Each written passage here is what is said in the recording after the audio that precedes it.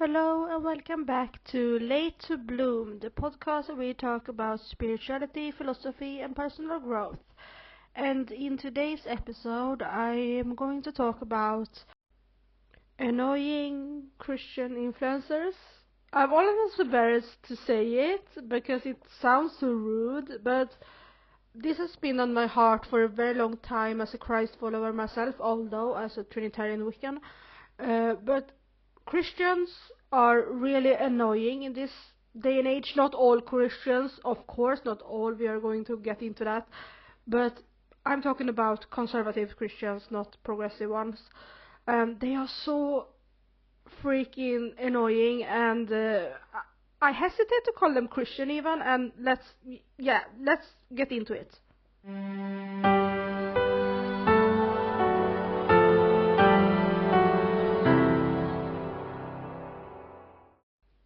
Welcome back to the podcast. Make yourself a drink or take a snack and make yourself comfy because today we are going to make a roller coaster ride, to say the least. And I am a little bit nervous to talk about this because this episode is a little bit different from my other episodes because I'm mostly focusing on like more helpful topics, or I'm trying to like how to I'm trying to be helpful. I'm trying to be like kind on my channel and on my podcast and everything, but sometimes I just need to rant and sometimes I just need to take a stance because it's important. I think it's very important to take a stance and to tell everybody who you are and what you believe, because the most conservative voices I feel like are those who are most out there, and I want to be like an antidote to that, to those voices, because they always try to call out progressive Christians and more left-leaning Christians and tell us that we are false prophets and like not real Christians all the time, and but we are not allowed somehow to push back on that. We are not allowed to call them false prophets because I really think they are, and to call them not real Christians because then everything falls upside down for some reason. It feels like I'm not going to hold back in this podcast. I feel too ranty and too annoyed at this point of what I'm seeing online and what I'm also encountering in real life, that I want to not be hateful, of course not. I want to I will not say like all those conservative Christians that they speak with grace and love and all of that, because they don't ever do that. So I won't fall into the trap to say the same thing, that I will speak in peace and love and all. No, I will be harsh. I will be like harsh. But I also will be standing up for what's right, standing up for what's correct behavior in my opinion, and this is all of that, my opinion, and I want to stand up for what I think are morally correct behavior, and that is to follow Christ. And I will talk more about what that means to me, but it's certainly not being conservative, because conservatism is so far away from Christ as humanly possible, in my opinion, because Christ was a socialist. Jesus was a socialist. He helped people without getting paid for it. On the contrary, he was destroyed for it, but he rose from the dead and all of that. But he was literally being punished for helping people and for saying who he was. And I think that is way more socialist than it's conservative, and he never asked for anything in return except for believing in him, and he didn't ask for money, he didn't ask for like power, he didn't, you know what I'm saying? I think that it's been so backwards for a long time, and progressive Christians can't have a say in it because we are always told that we are not real Christians, and I am here to say that yes, we are, and you are the ones that I hesitate to call Christians because you're not following the Christ that is in the Bible, because he did very socialist things. He was hanging out with prostitutes. He was saying that we should turn the other cheek. He was saying love your neighbor as yourself. He was saying love your enemies. Are you really loving your enemies when you're trying to strip their rights away? I'm not here for it. I'm not here to pretend like these conservatives are Christians when they are not behaving like ones. Behave like ones, and then you can call yourself a Christian. So I will make some claims in this episode, and I will talk about a few topics,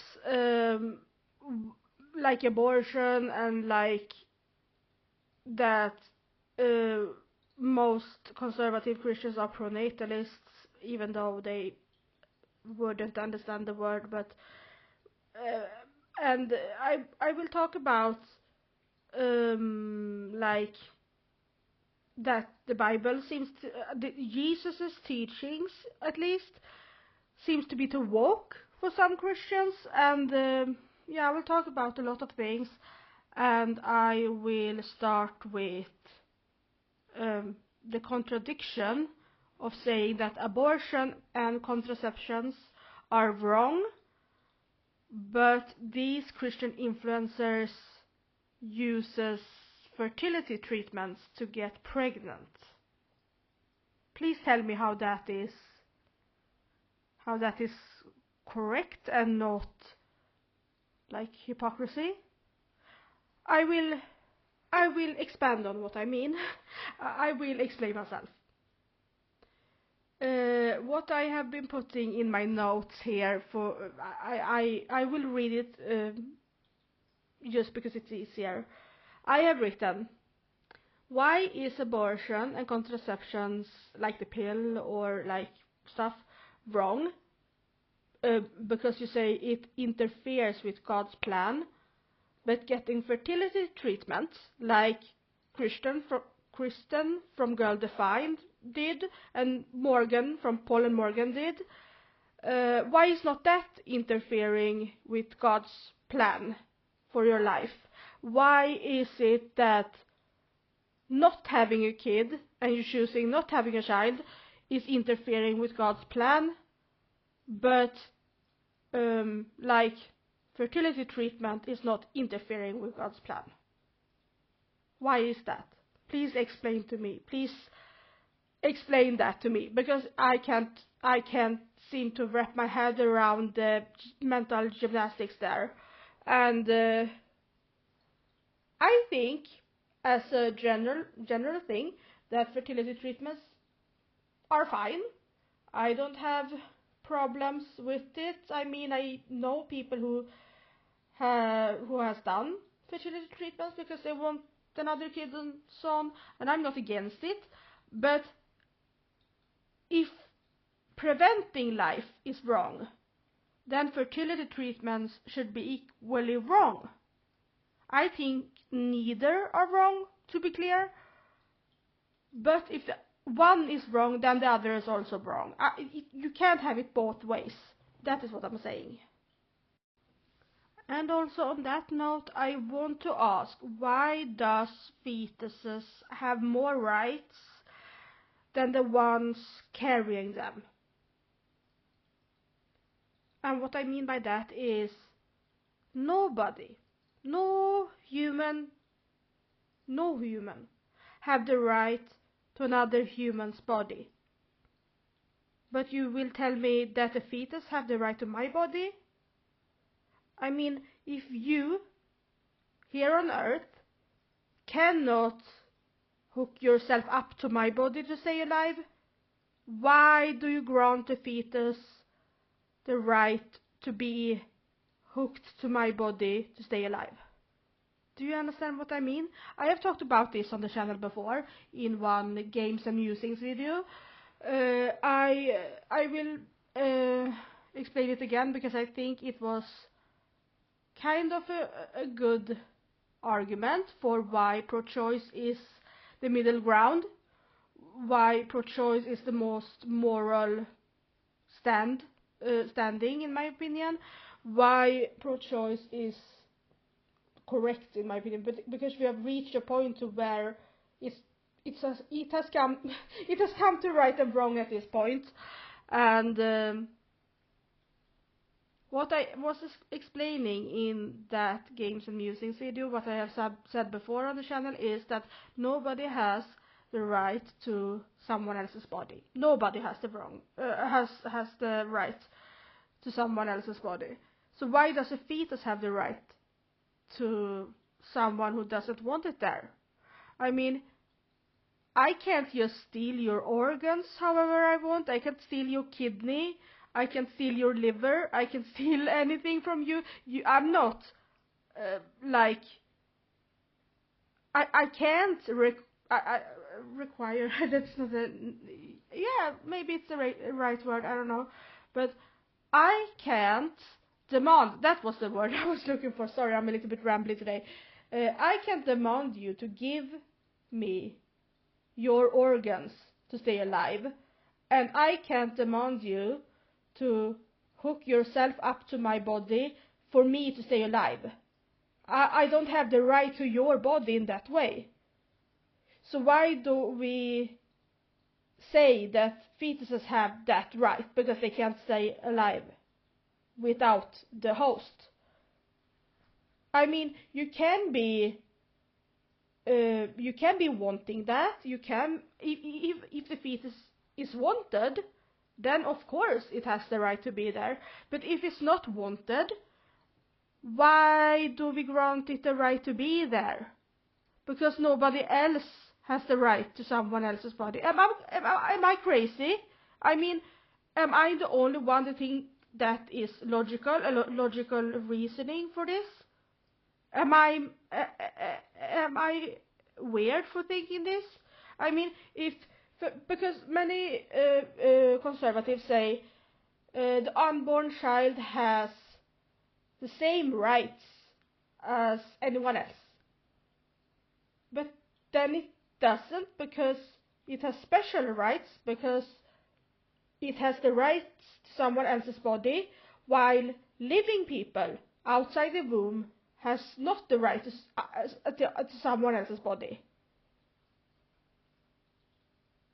I'm very confused about how that is not granting some forms of life, or how to explain it, some special rights about other people, because the host certainly not have the same rights as the fetus at that point.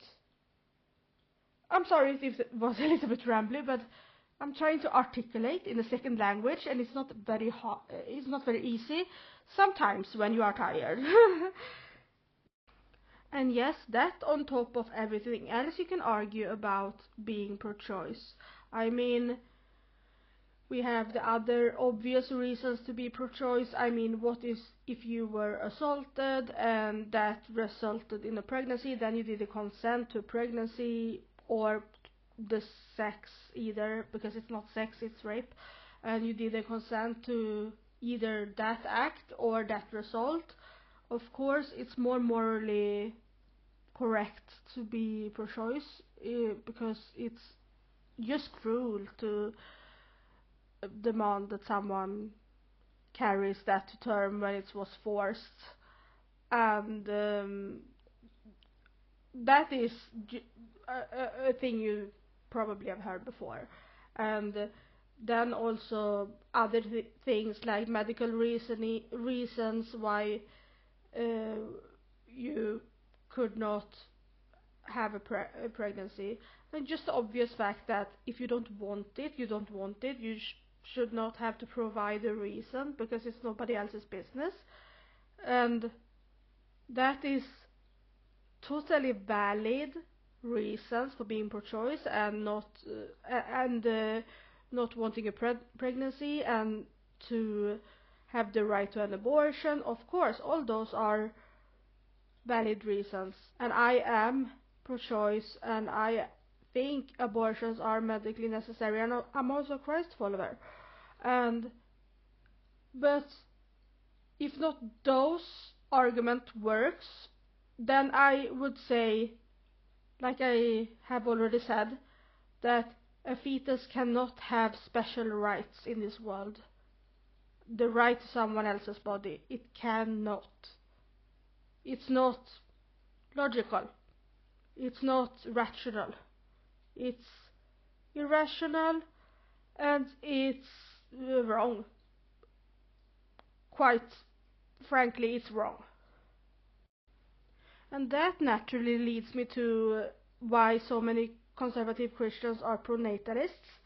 For those who doesn't know what a pronatalist is, it's a person who thinks that everybody should have kids because it's their duty or whatever. And then we can go to the other end of that spectrum and being anti-natalist. And that is a person who thinks that having children is morally wrong, and that having children leads to suffering, and we should all stop having children because the human race or the human, like humans, are destroying the earth, so we should all stop having kids. That is the other end of that spectrum. While I am someone who likes kids and I love the children in my family, I tend to lean more on the anti-natalist side of the spectrum, even though I'm not, of course, entirely anti-natalist. I don't think that we should police anything, regardless of that is forcing someone to have a kid or forcing someone to not have a kid. I think we all should have the choice. So I'm not entirely anti-natalist, but I am more on that side of the spectrum. And I also think that antinatalism is a spectrum within itself. I think that having children is inherently selfish, or at least you can call it self-centered if you like that wording better. But I'm not anti-children in any way. I don't have anything against children. They have the right to exist just like anybody else. If it's not a fetus, it's different. When a child is alive on the earth, of course, I respect children.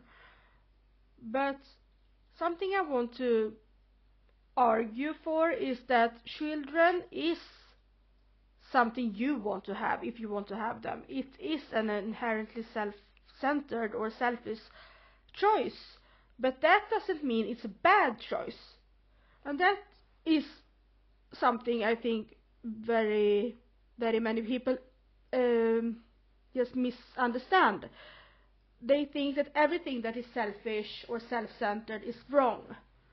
And I do many things that are like self-centered, that are morally neutral.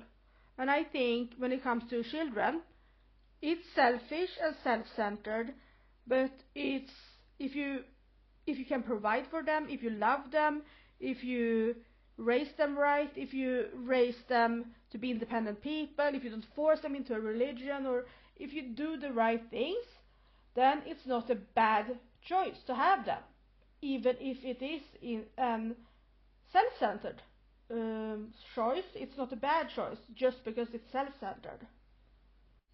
If it was one thing I learned in DBT, dialectic behavior therapy, it is that two things can be correct at the same time and can be right at the same time. I think your choice can be self-centered and also be the right choice for that person. But back to Christian influencers that are annoying. At this point, I think they let politics influence their theology rather than they are following Jesus Christ. Sad to say it, but that's true. I think if you vote Trump, if you think Trump is some modern messiah, then you are not serious about faith, and it's quite of a blasphemous take to think that Trump is the one who will save us all, I'm not even American, but save you all and be good for this world. I think that it's actually the opposite. I think Trump is anti-Christian. And here is a hot take. I do think that conservative Christians, far-right Christians, they know that they are wrong. Because you cannot be this tone deaf and arrogant without knowing it deep down. I know this sound or might be perceived as like me trying to rage bait or trying to like just saying things for the sake of it that are making people furious. And sure, you can see it that way, but I think they know that they are wrong. And I think that they know that they are first and foremost political, and second theological and like God honoring. I know I sound like Girl Defined, but just so you know, my opinion on Girl Defined, they are the least God honoring people I have seen and have encountered online. Same with Paul Morgan, I don't like them at all. But all the other famous, just as blasphemous content creators. But I think you can be this tone deaf and arrogant without knowing it, without knowing what you're doing. Because it's so contradictory from the teaching of Jesus that it's honestly a little bit laughable. If it wasn't that distressing, I would laugh. But yeah, that was what I have for this episode, and honestly, I'm a little bit low energy today. That is why I am so rambly and stumbling on my words so much and just mispronounce everything. I'm so sorry if that bothered anyone. If that was annoying, I'm so sorry. But I am extremely low energy, and I hope that I made somewhat sense. And I just wanted to make this episode because I was inspired, because I feel that you are allowed to be a little bit ranty, and you are allowed to be a little bit angry at times. And I have an episode coming about healthy anger, and I will talk more about that. But until then, I see you, and you hear from me in the next episode. And now I'm going to go and rest. Take care, and bye-bye.